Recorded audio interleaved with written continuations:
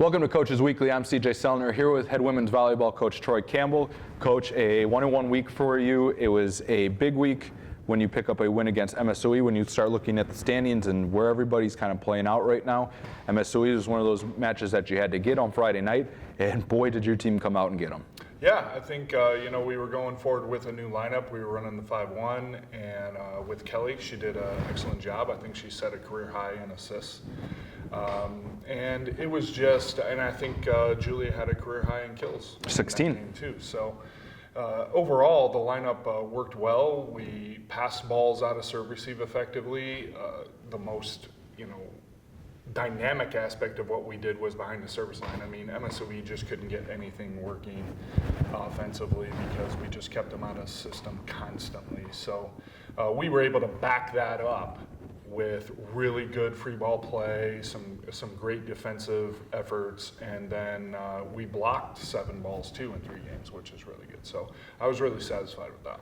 And we've talked about it all year, how much the serving and the blocking are really the MOs of this team. How important is it when you get teams, and you guys took advantage of it, when teams are out of system, that's when that block becomes even more dangerous because they're not getting the exact what they want to try to pick their matchups against your front. Yeah, exactly. And it's about just having the time to make sure that we're blocked and closed and ready to go, penetrating, and we can concentrate on the way we're doing it, not just doing it.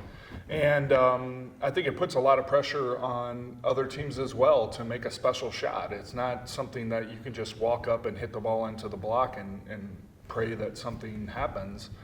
You really have to do something special against our bigs, and Shannon and Tori and Julia, Jalen, Alyssa. Kelly was up there and got a couple touches on blocks, which is a big part of changing this lineup. She has to be effective at the net. But I think our block is far superior, and I think the girls put a lot of work into it. So it's good to see it paying off for them. After a loss to CU on Saturday, it's kind of reset time. You head into a week that, when you look at the playoff push, you kind of talk about it as we've hit the midway point. We will tonight officially of the conference schedule. Benedictine was a team that you were in the 4-way tie with between 5th, 6th, 7th, and 8th place. So tonight has a meaningful feel to it. Last time they came into your gym, took them down 3-0, and quite handily, if I remember correctly, back in 2017. So how do you get ready for that one?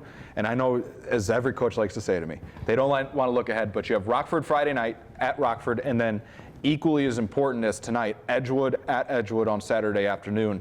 Just your overall thoughts on the week and where your team's at. Well, tonight, obviously, against Benedictine, this is a match that if we were able to take this match tonight, we would be in a great position conference-wise. And you could say the same thing about the Edgewood match on Saturday. Rockford, of course, it's their Dig Pink night, and Raven's still there, and it's going to be a tough test for us. Anywhere on the road in the NAC is a tough test. So this is one of the most important weeks that we have in conference. And having these 2 matches that are both winnable and are comparable to us is hopefully our girls just come out mentally prepared to go and work every single point and not have letdowns and all those those ebbs and flows that we've been talking about all year, those ups and downs. That's what was so great about MSOE, and even the match against Aurora, I didn't feel like we let down mentally. They're just a superior team right now as far as how they're playing. So hopefully tonight we're able to come forward in our home gym, which we've never had a problem playing well in, and gobble up this win tonight. And then hopefully this weekend can be successful as well, because Edgewood is a tough place to play.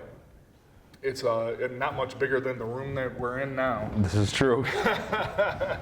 And they don't have a lot of seats for fans, and you have to have superior ball control there, and which helps us in a lot of ways because we're a tough serving team, so we can force the other team to get into some really bad situations because it's so tight in there. But hopefully we can bring forward this week, this is what we've been preparing for. Our first part of the conference schedule was predictable. We lost to the top 3 finishers last year, and we took care of the teams that were below us, and now it's that middle road like you were talking about, all those teams that were in a tie with one another.